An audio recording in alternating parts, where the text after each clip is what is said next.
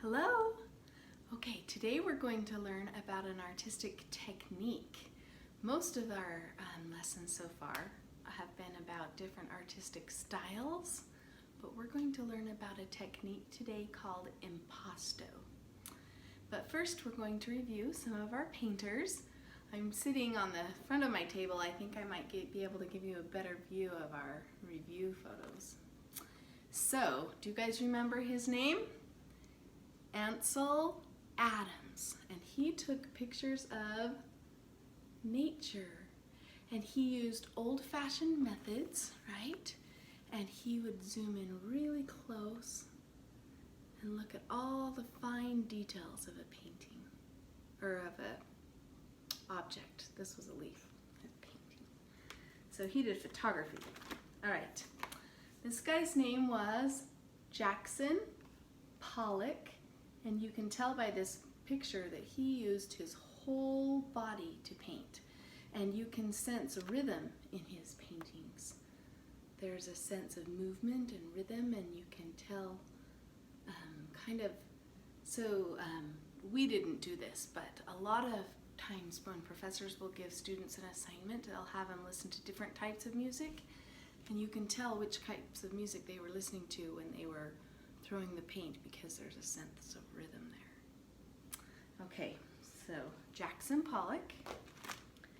This girl's name was Berthe Morisot, and she was among the group of women who were impressionists, and they used to not think that women could paint, but her work proved that wrong.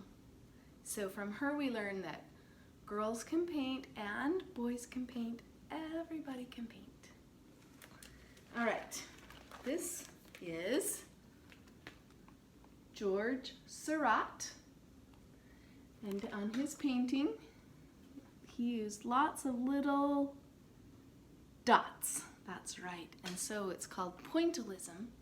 He would use little dots of intense color to make his picture, and this painting is called Sunday Afternoon on the Isle of Grand Jetée, I think, something like that. That is people in the park in France in their fancy clothes on a Sunday afternoon. Hopefully our parks don't look like that right now, right? Okay, this is Claude Monet. And here's a painting that he made of a bridge in his yard. He had built a Japanese bridge, and he painted this bridge like 100 times in his life.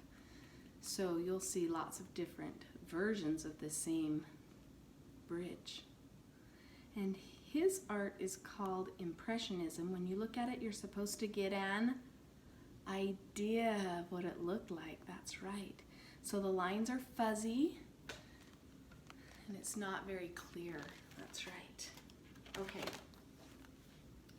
This guy's name was Vincent van Gogh, and he painted this painting. Do you guys remember what it's called? Starry Night, yeah. And you can see that there's a sense of movement in it, motion. And Vincent van Gogh, he was an expressionist painter, which means that when he painted, he tried to show how he was feeling, yeah. And so when you look at his painting, you should get a sense of how he was feeling, looking at the stars, kind of calm and peaceful. That's right. Good. Okay, this is Pierre Mondorian, and he said you could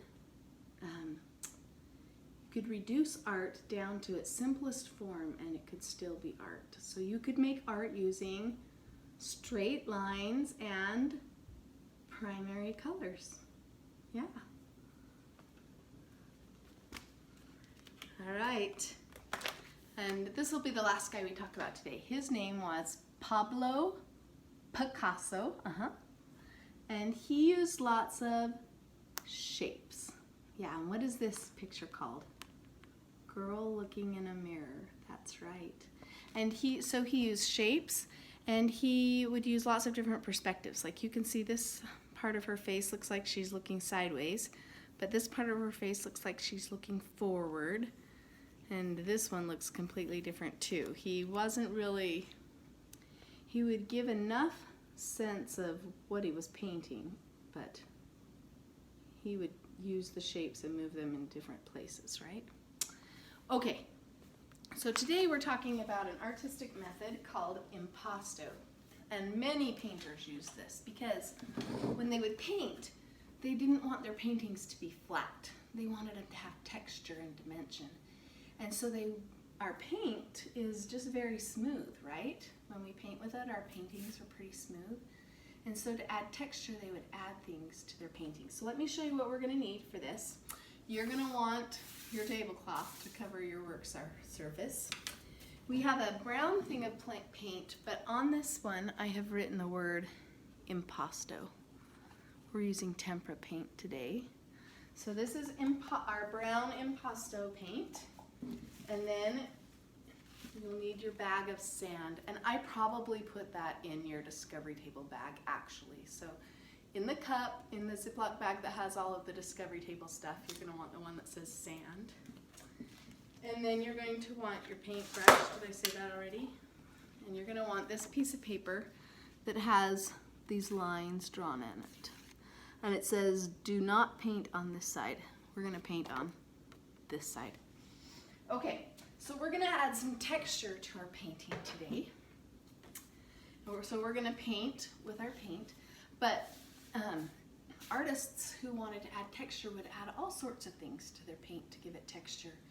They would crush up glass into little tiny pieces and they would add it to their painting, or eggshells, and sometimes they would use sand, which is what we're going to use today. So, however you want to do it, take your paint, take your sand, and you're going to make this really thick.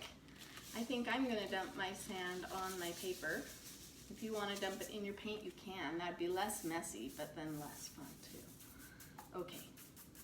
So I'm going to dump it on there, and I'm going to paint until my painting is my paper. We want the whole thing brown, and we want it to be a nice, thick, heavy texture. So I won't make you watch me finish this whole thing, but you can see how it's starting. Okay, and I want to see yours when you're done with it. This whole thing brown and thick. Oh, and we have to practice the word impasto. Let's say it 4 times together. Impasto, impasto, impasto, impasto. And that's a way of adding texture to your painting by adding something to it. So when you show me your finished product, I want to see this whole thing brown, and I want you to say impasto. Okay. Oh, we should review, I forgot. What is the word that means it's the same on both sides? Can you practice that with me? 3 times. Symmetry, symmetry, symmetry. Good. And this is impasto. Good job.